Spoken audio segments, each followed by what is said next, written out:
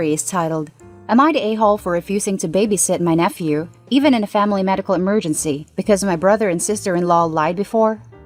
I am my brother and sister-in-law's only relative in the city.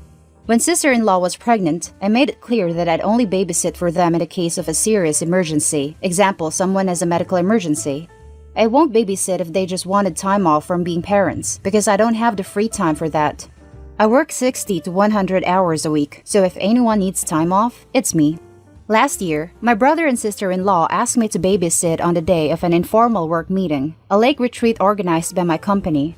Everyone is expected to go, and it's frowned upon if you miss it. They wanted to go on a date. I said no, I have an important work event.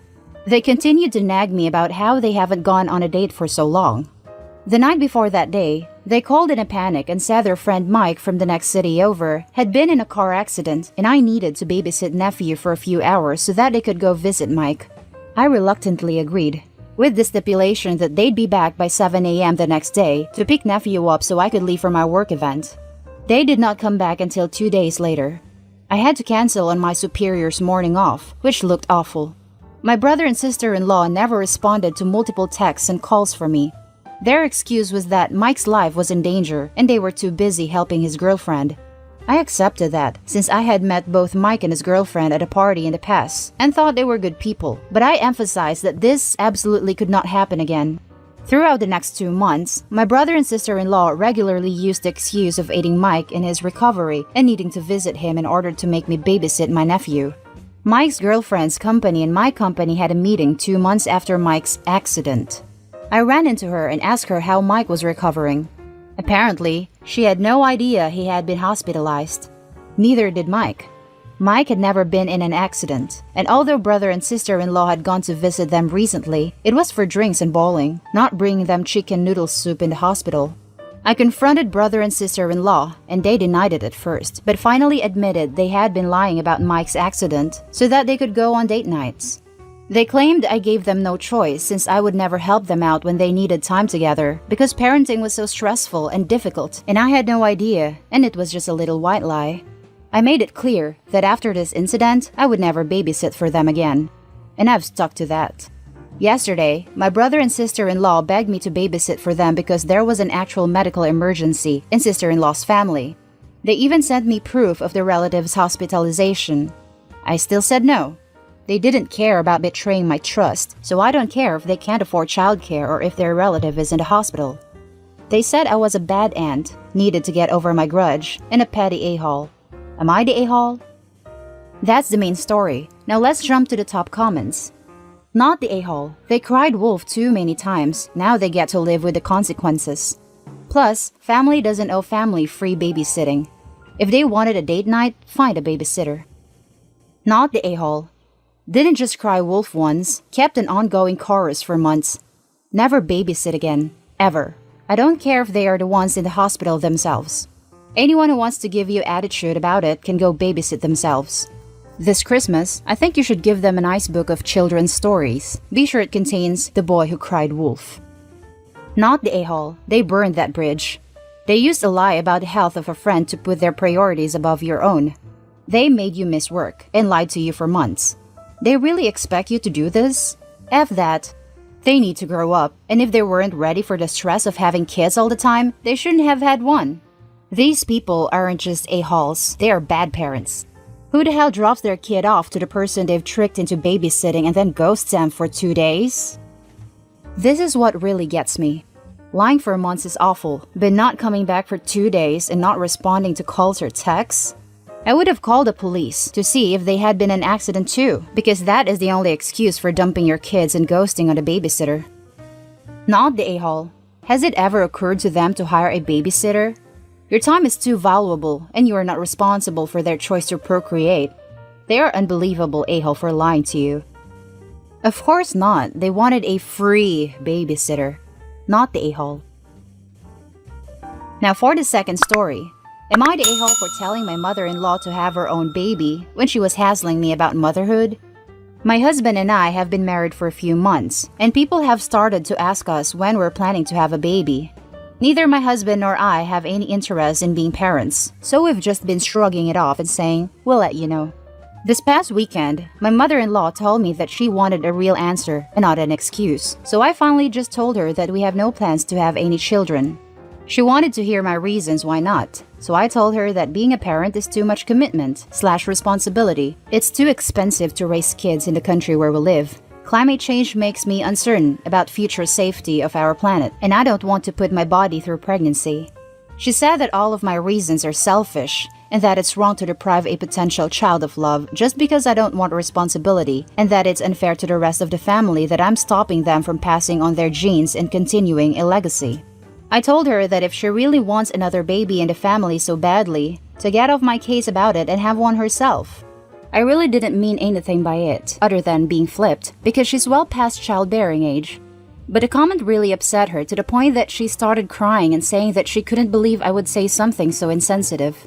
She refused to speak to me any further about it, but later told my husband that it was a horrible thing of me to say, while knowing that her own husband had died before they were able to have as many kids as they wanted.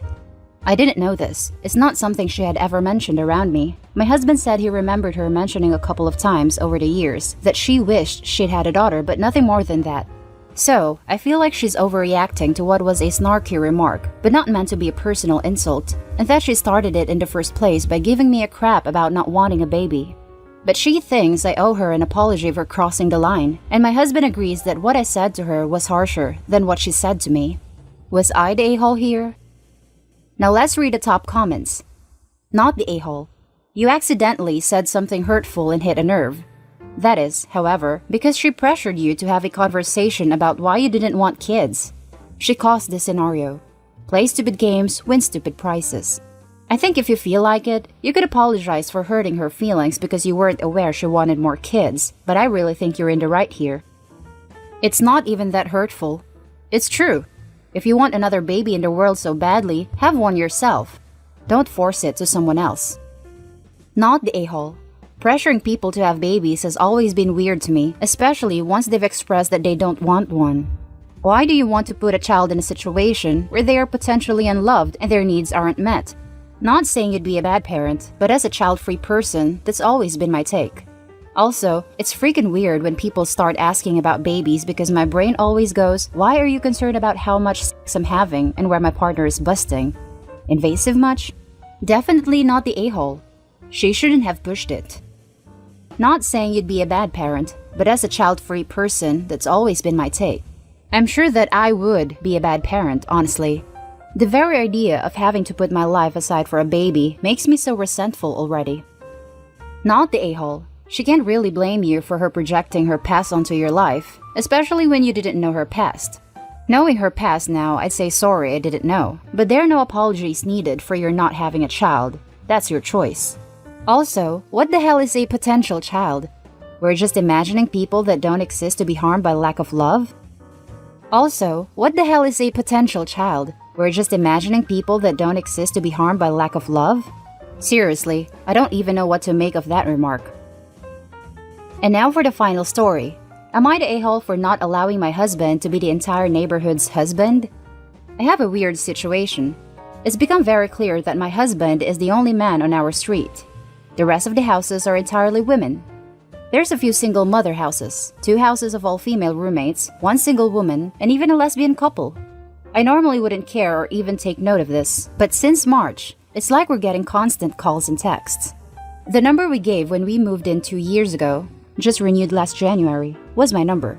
I am flooded with requests for basic handyman stuff like changing light bulbs, car problems, and dealing with toilets. He has helped people around the neighborhood before because he is a nice guy, and we are from a culture that assumes that men need to help out women if they can, even if they're not related. But with me being furloughed, he's the only one working and is less interested in extra stuff. But the tasks to do only take about 5 to 20 minutes on average, which I know because my husband makes me go with him because they make him uncomfortable. Even more gross than this is that these women are obsessed with him on a personal level. They openly flirt with him and literally offer themselves up if he's ever tired of me or wants something different. I have even gotten pictures of breasts from neighbors. While I love my husband and I'm attracted to him, he's not like a male model or anything, so I really don't understand why these women are fawning over him like this. One of the single moms has even asked him to come over and discipline one of her children, which is an absolute no. He's not comfortable with any of this and has asked me to intervene. I've tried talking to these women more casually to no avail. I set up a Zoom for just us ladies to try to get us on the same page. They told me that since it's now impossible for any of them to find anyone anymore, 2020, I needed to share my husband and be less selfish in regards to household maintenance requests.